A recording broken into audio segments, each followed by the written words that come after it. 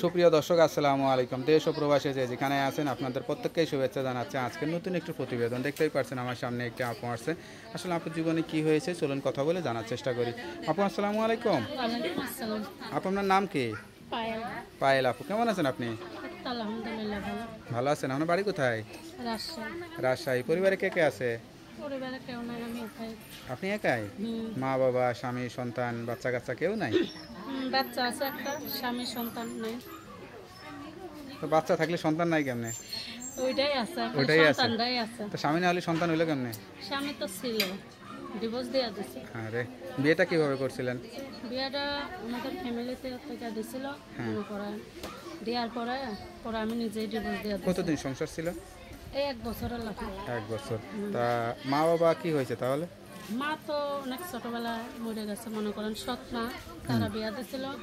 ছেলে ভালো না, নেশা পানি করতো, আচ্ছা, মারধর করে, নিজের কামে নিজেরই করে খাওয়া লাগে। এই জন্য আমি নিজেই ডিভোর্স দিয়ে দিচ্ছি। কেমন লাগে যে এই বয়সে স্বামী হারায়, এখন স্বামী সন্তানের সুখে শান্তিতে সংসার করার কথা, কিন্তু এখন সংসার ভেঙে গেছে, কেমন লাগে? এখন অনেক খারাপ লাগে, কারণ আমার একটা বাচ্চা আছে ছোট, 3 বছরের ছেলে।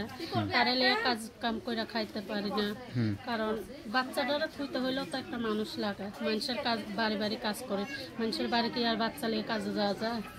এই কারণে প্রতিবেদনের সামনে এলাম একটা ভালো মনের মানুষের জন্য, যে আমার বাচ্চাটার দায়িত্ব নেবে, কিছু সহযোগিতা হেল্প করবে। সেরকম সুন্দর মনের মানুষ পেলে বিয়ে শাদী। বাচ্চাটা ছেলে না মেয়ে? ছেলে।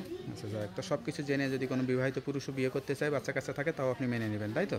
হ্যাঁ, সে আমার বাচ্চা মেনে নিলে অবশ্যই। হয়েছে তাহলে? মা তো অনেক ছোটবেলায় মরে গেছে, মনে করেন সৎ মা, তারা বিয়া দিছিল। ছেলে ভালো না, নেশা পানি করতো, মারধর করে, নিজের কামে নিজেরই করে খাওয়া লাগে।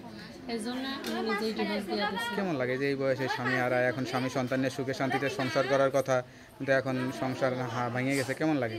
এখন অনেক খারাপ লাগে, কারণ আমার একটা বাচ্চা আছে ছোট, 3 বছরের ছেলে।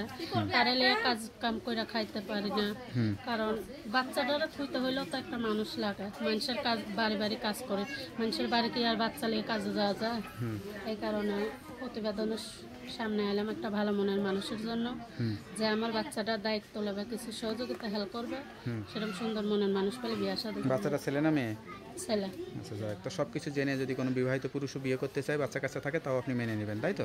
হ্যাঁ, সে আমার বাচ্চা মেনে নিলে অবশ্যই তার বাচ্চা। আপনার সঙ্গে কিভাবে যোগাযোগ করবে? আমার একটা ফোন আছে, তার মধ্যে। নাম্বারটা মুখস্থ আছে? না। তো নাম্বারটা আমার কাছে দেন, আমি দেখে বলে দিই। হ্যালো ভিউয়ার, শুনতে পারলেন এক অসহায় স্বামীহারা আপু। আসলে এই বয়সে স্বামীহারা এটা খুবই কষ্টের জীবন। কেউ খারাপ উদ্দেশ্যে যোগাযোগ না করে সত্যিকার যদি বিয়ে শাদী করতে চান, এই নাম্বারে যোগাযোগ করবেন। তার নাম্বারটি হচ্ছে 01611762436। নাম্বারটা খোলা থাকে তো? হ্যাঁ, খোলা থাকে। যাক, নাম্বারটা খোলা রাখবেন, আর অবশ্যই 5 ওয়াক্ত নামাজ কালাম পড়ে আল্লাহর কাছে চাইবেন। আল্লাহ আপনার মনে আশাটা পূরণ করবে। তা ভালো থাকেন, দোয়া করি। আসসালামু আলাইকুম। ওয়ালাইকুম আসসালাম।